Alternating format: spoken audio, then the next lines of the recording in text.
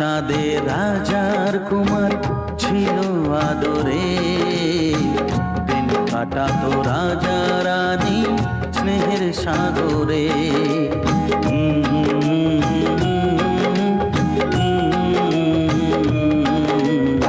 রাজপ্রাসাদে রাজার কুমার ছিল আদরে, দিন কাটাতো রাজা রানী স্নেহের সাগরে।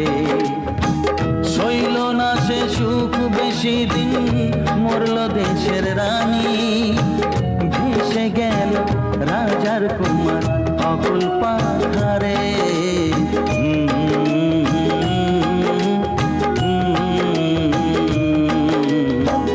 রাজপ্রাসাদে রাজার কুমার ছিল আদরে, দিন কাটাতো রাজা রানী স্নেহের সাগরে।